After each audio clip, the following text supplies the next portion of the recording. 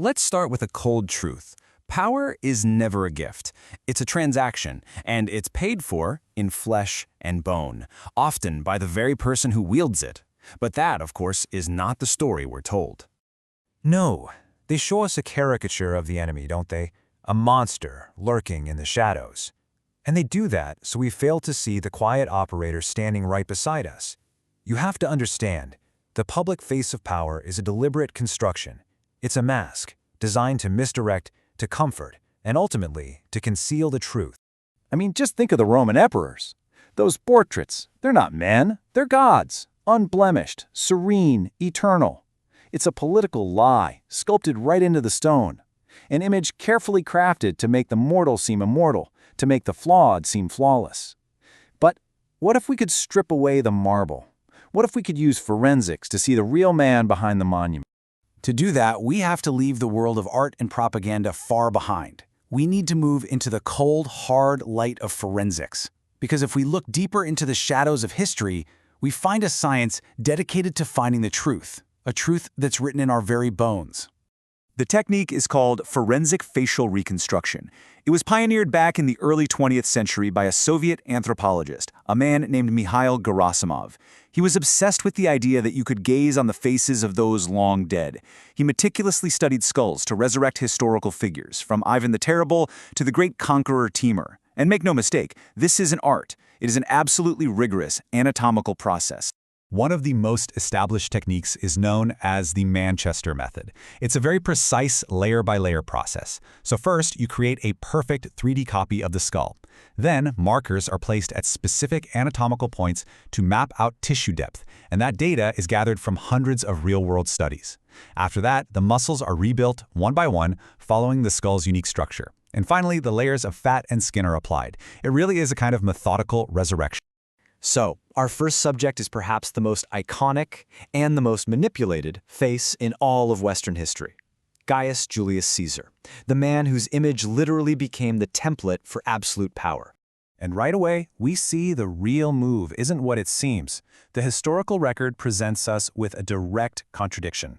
The historian Suetonius, who was writing decades after Caesar died, described him as rather full-faced. But the Tusculan bust, a starkly realistic portrait that was actually created during Caesar's lifetime, it shows a completely different man. He's gaunt, he's worn, with these sunken cheeks. So, one is a memory, the other is contemporary evidence. Which one is the truth? Well, this is where forensics provides the answer. When scientists created a 3D model from that Tusculan bust, they found a crucial detail. The skull was misshapen. It was asymmetrical. Now, that's not an artistic choice. It was a specific human flaw, probably from a traumatic birth. No propagandist, no artist trying to flatter a dictator would ever invent an imperfection like that. It was the one detail that proved the bust's authenticity. It was a truthful record of the man himself. And that truth, it turns out, is profoundly human. The same historian, Suetonius, reveals that the most powerful man in the world was deeply, deeply insecure about his baldness. You see, that famous laurel wreath wasn't just a symbol of victory. For him, it was a cover-up.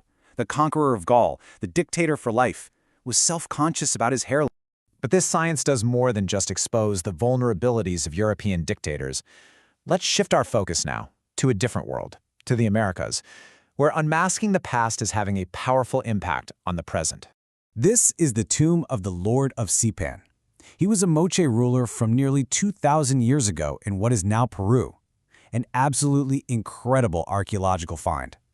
But for all the gold, all the artifacts, it was still just a collection of objects and bones.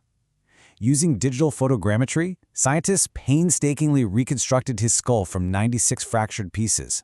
And in doing so, they brought a 2,000-year-old ruler. You see, this is not just some academic exercise.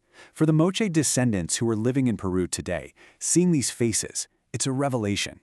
As the anthropologist John Verano explains, this provides an undeniable, tangible link to your ancestry.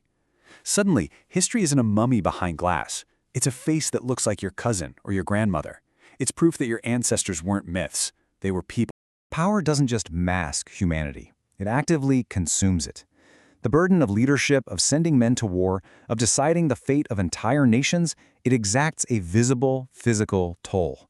And sometimes you don't even need to reconstruct a skull to see it. Sometimes the evidence is right there, in photographs.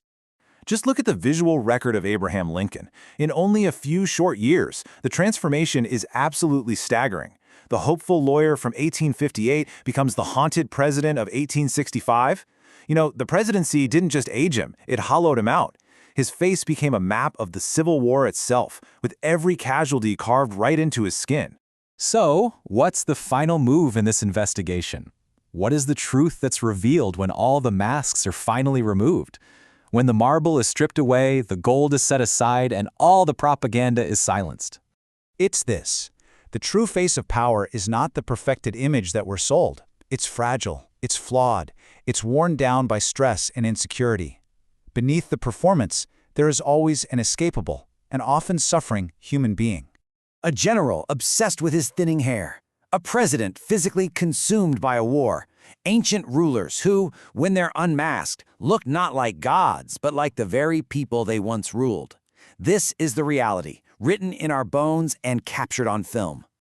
The techniques of myth-making, they haven't disappeared. They've only become more sophisticated. The cold marble has just been replaced by the warm glow of a screen, but the purpose is exactly the same, to project an idea, not a reality. The question then isn't what they looked like back then. The question is, what masks are being constructed for you right now?